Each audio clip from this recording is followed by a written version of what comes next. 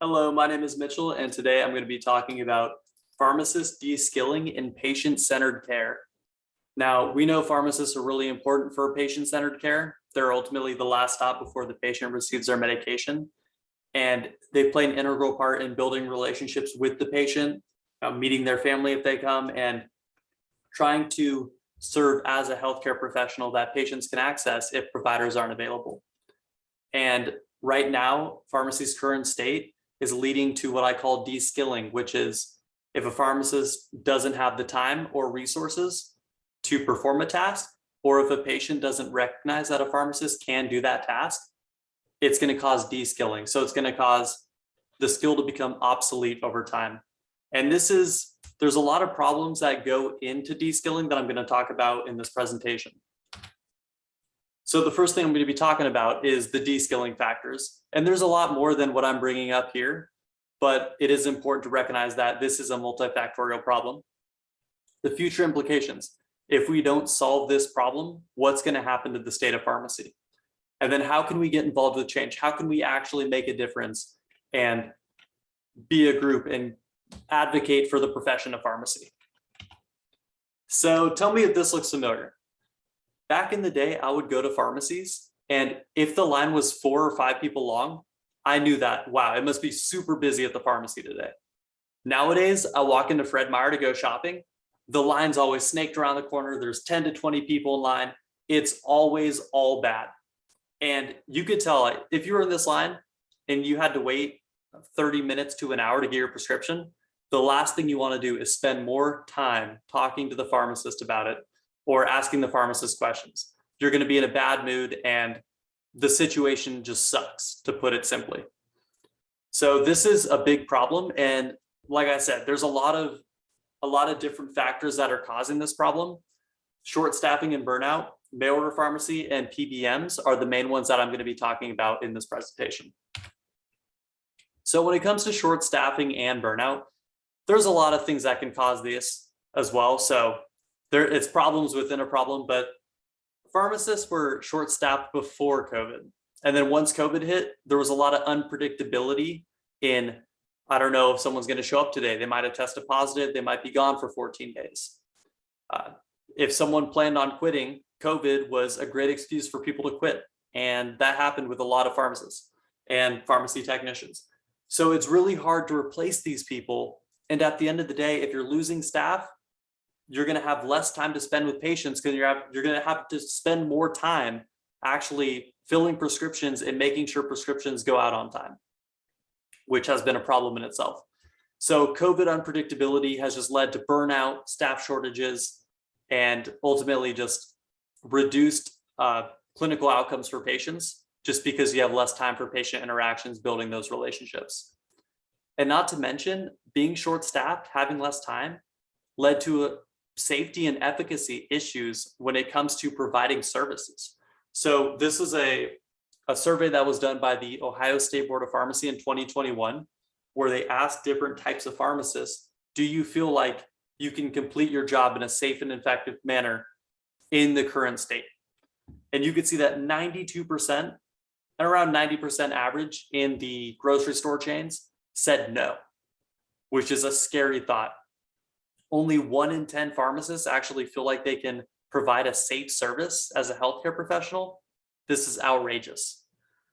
So this is just a major problem. And actually something came up recently that I wanted to share with you. I currently work as an AmCare pharmacy intern. And one of our patients, we sent a prescription over for Bactrim to a pharmacy on a Friday afternoon. We served the underserved population. She didn't have a car. The pharmacist just was sick that day, so the whole pharmacy shut down.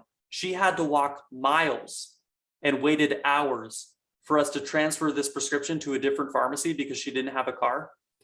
And this situation, it happened once during my rotation, but I can guarantee you this situation is happening all the time now as pharmacies continue to shut down, as people get sick. If a pharmacy is only ran by one pharmacist, well, say goodbye to that pharmacy if they get sick because no one's going to be able to fill in that position ASAP.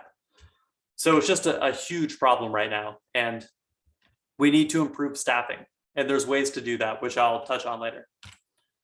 Now, mail order pharmacy, I don't want to say it's all bad because mail order pharmacy can be beneficial. If a patient's on a chronic medication that they've been stabilized on for a while, if they need a 90-day supply, or if they have limited just transportation and can't get to a pharmacy all the time, then mail order pharmacy can be really beneficial. But with all that being said, trying to reach a pharmacist through mail order pharmacy is very difficult. I had a rotation for 6 weeks, no patients called me, and only a provider called about 4 or 5 times during that 6 weeks. So pharmacists are available, but having to go out of your way to call that mail order pharmacy and reach a pharmacist, just it's not feasible for most patients, and most patients don't even know that the service exists. And here's a picture description of how a prescription gets sent off through mail order pharmacy. And I want you to look at this. What you don't see is you don't see any interaction with the pharmacist. So this whole idea that a mail order pharmacist is primarily focused on filling and verifying and not counseling, not providing vaccinations. This is what I'm talking about when I'm referring to deskilling. A pharmacist in the mail order pharmacy setting is not using their abilities that we've worked hard to advocate for. And if this becomes the norm, you could say goodbye to those abilities because we're not going to be using them. So deskilling is a serious problem. And as mail order pharmacies increase in number, while community pharmacies, retail pharmacies, all that good stuff goes down, then we can expect to see deskilling happen over time. Now, PBMs are a major issue for pharmacy, and they've been an issue for a while.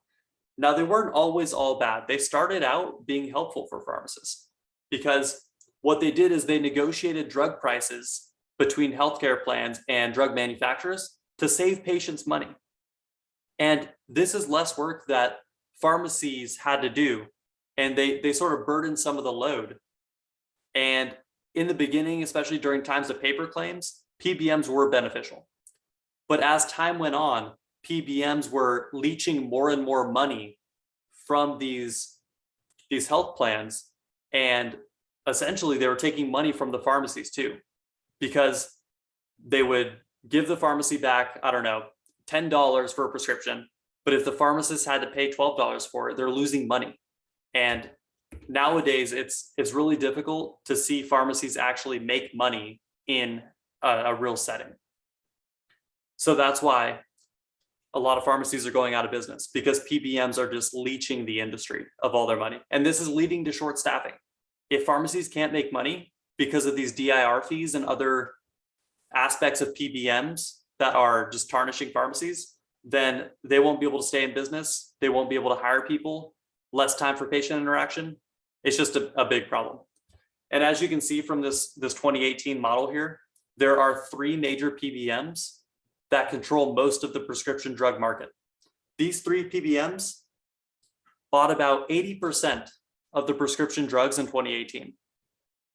And 98% of all prescription medications ran through PBMs. So they are controlling the market. They're controlling what's on formulary, and they're dictating the prices for everything.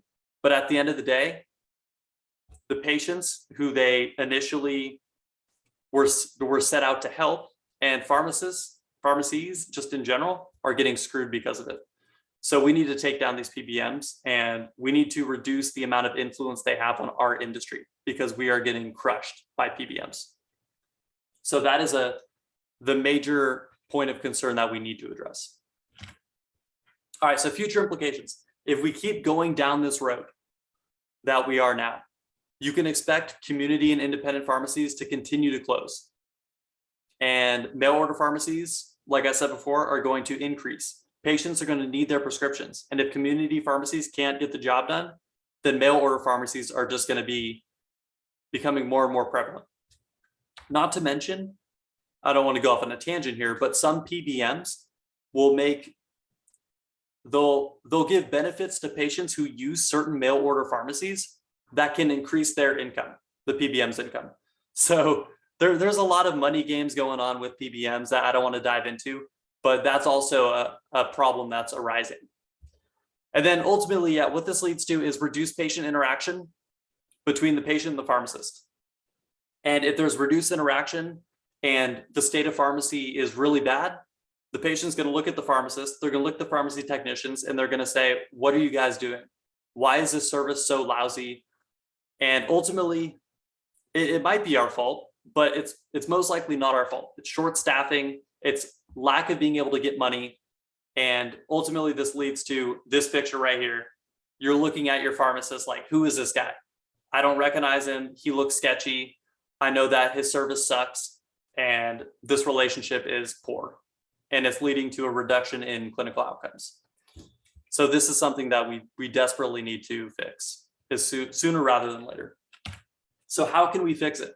We need to get involved. We need to rally together, and stories are really powerful. So when we start working and we start gaining experiences through what we've noticed, I'd recommend trying to learn more about how money's moved in your job. And I know this might be difficult, especially if you're working for a chain where they're hiding this information from you. Try to get that knowledge of where money's going. Try to talk to patients if you can and learn about their stories. How do they feel when they come into the pharmacy? What are they experiencing? So we need to gather this information. And then if you're part of NCPA or these other organizations, every once in a while, they'll send you surveys and ask you, oh, what did you experience? How do you feel about this? We need to fill out these surveys and throw out as much information as possible in our current state of pharmacy. How are you doing at the job? What's going on? Are you losing money? Are you having to fire people? We need to know this information if we want to make a change. Because if you think about it, there's two major ways of changing. Either enough people have experiences and complain about something, or two, a famous person or politician goes to a pharmacy and notices that the state of pharmacy is trash right now. So we need to do what we can to try to make a change. And to do that, we need all of us to rally together, gain experiences, share experiences with these organizations that are going to advocate for us and bring this to the attention of politicians and people who can make changes. So that is what we need to do. But apart from that, we need to value our relationships with customers. This is the type of pharmacy I want to see. I want to see a pharmacist shaking the hand of a little kid whose mother he cares for. I want a pharmacist to have the time to do this, the time to build relationships, to talk to patients, to meet their families, to show them that they're a healthcare professional that's part of the patient-centered care process. And to do that, we need more staffing, but in our current state, we could do little things. We can go the extra mile to talk to patients, see how they're doing, and try to build a healthier relationship. Communication is extremely important. There was a town meeting recently where members of the community came in and all they did was complain about how much pharmacy sucks. And their targets of these complaints were pharmacists and pharmacy technicians. They don't understand what the real problem is. And the better we can communicate that to them, and the more we understand about them and what their concerns are, we can just form a healthier environment with the community. So it's really important that we stay positive through these hard times, and we just continue to try to improve our communication with patients. So those are the two main ways that we can improve this situation. And it's going to take a long time. We should appreciate short-term wins.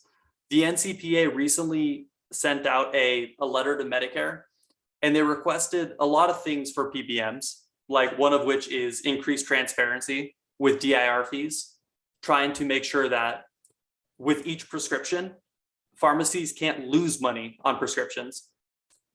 Things like a pharmacist should know how much money they're making 14 days within the sale of the prescription. That way they're not getting hit with random fees and losing money. So just things like that are going on.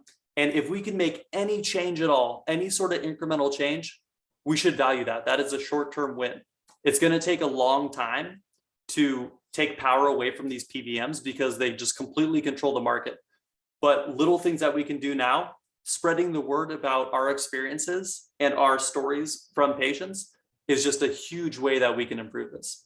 So get involved. We need to make a change. Pharmacy is going downhill. And if we don't do something now and try to gather experiences and advocate for our profession, then our profession is going to die out. So it's really important that we do this. Thanks.